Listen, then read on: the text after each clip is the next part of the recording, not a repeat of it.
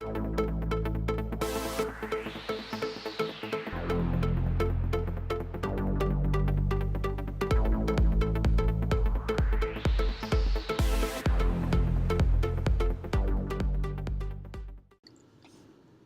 everyone, and today I have another commentary video on what everybody else on YouTube has been talking about in the last couple of days in the gaming world.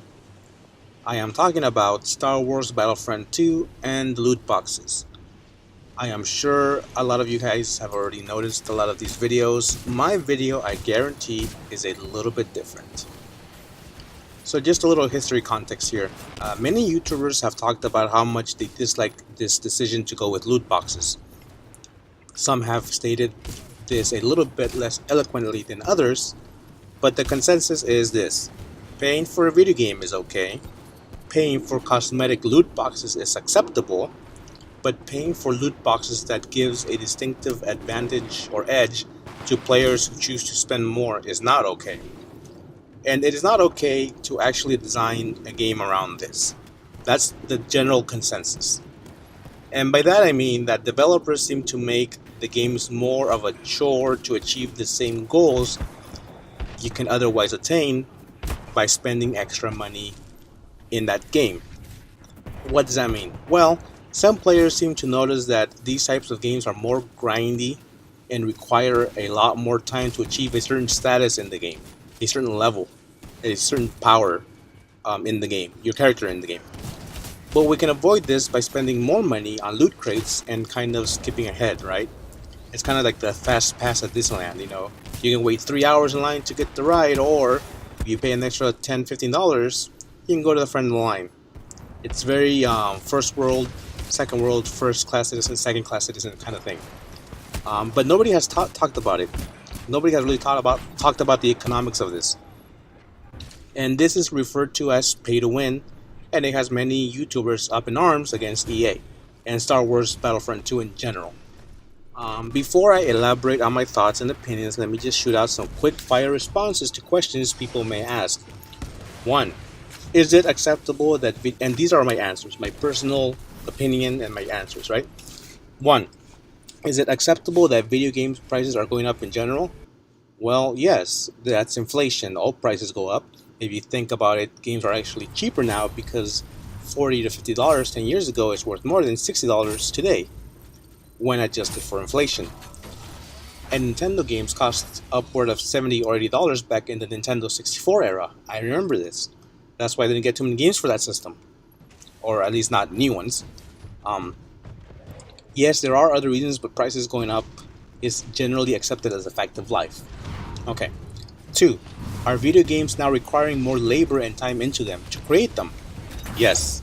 And time is money, so devs need more money. This really only applies to AAA titles and not really indie titles. But I mean, in general, costs have gone up for video game development, right? We can all say that with certainty. 3. Are free loot boxes okay in a game? Yes. 4. Are loot boxes in a game that require cash okay? I say yes, but only if they don't give you a leg up in gaming. 5. Should game designers make a video game longer than it obviously has to be to rank up and get new items in a way to obviously force you to become impatient and buy said items earlier in the game? No. That's my opinion. Do game developers have the right to do this, what I just described? Yes, they do. This is the free market and capitalism. You can sell anything you want, anything that's in your possession, your legal right, your legal possession. You can sell it for any price that you want.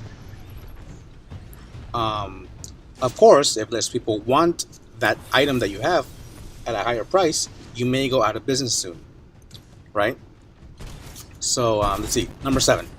Should game devs charge $60 for a game and then still expect other players to dish out more money in the form of loot boxes or other stuff? No, I don't agree with that. Do they have the right to do this? Yes, they do. It's their game. They set the price, whatever.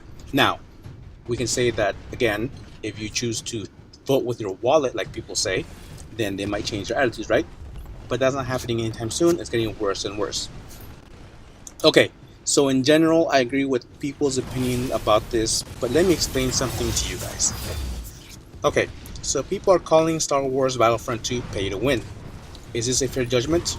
I think so, because if only one person spends money to have better abilities and equipment, and they get an edge over non-paying members, then yes, this is obviously pay to win. If the free gun causes 10% damage per shot, but I can buy one that causes 70% damage per shot, or has a splatter effect, and then it will require less skill from me to do the same or more damage than the guy who didn't spend the money. And this is adversely affecting the poorer people, gamers that can barely scrape enough money to buy a game. Luckily, I am not in that camp, but I do remember what it was to be in that camp. I remember when I was a kid, we didn't have that much money, so when I got a game, that was really awesome because you just got a game, you played it, and you passed it, and you're done.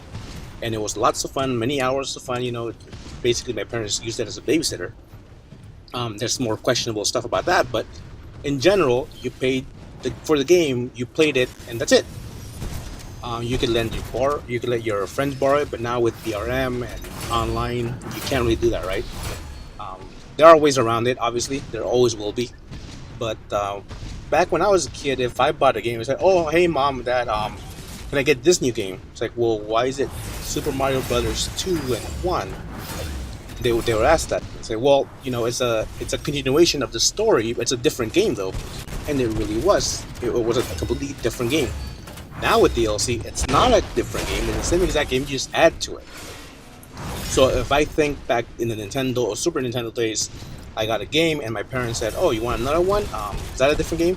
No, it's just like an extra chapter in this game. Well, why am I gonna pay for that? I already bought you the game. Why? People would say, "Why are you not including the entire game in the one cartridge?"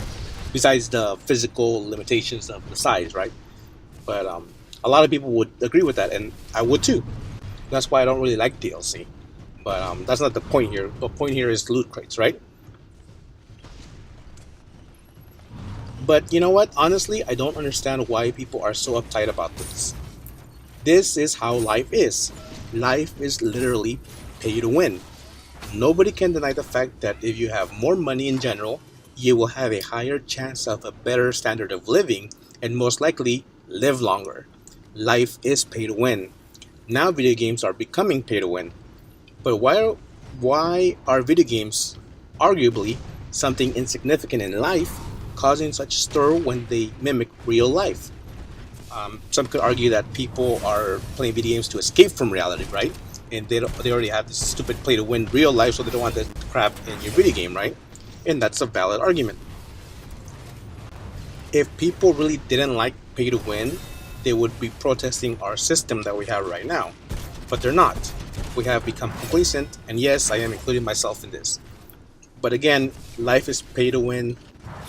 So I don't know why people are so upset about this. That's how life is. I mean, if you're gonna disagree with it, that's fine. You're within your right, and to a certain extent, I agree that what EA and Star Wars is doing is kind of messed up. But that's how the rest of the world is, and people that are complaining about this video game being like this don't really complain about other things that arguably impact life on a greater scale than this video game does, right? So let me paraphrase Cher from Clueless, the movie. Until our world changes to not be pay to win, there is no sense in taking it out on games who use it for entertainment purposes. They were talking about violence, but like I said, I paraphrased it and it kind of applies here too. But my entire point is that if you are going to get upset about inequalities or unfairness, you should really start complaining about the stuff in the real world that really matters. And not when it happens in the video game, which you can argue that doesn't really affect, quote, real life that much. I think that if we focus our outrage at pay-to-win video games and apply it to our real world, which is indeed also pay-to-win, we can make a better world for ourselves and our descendants.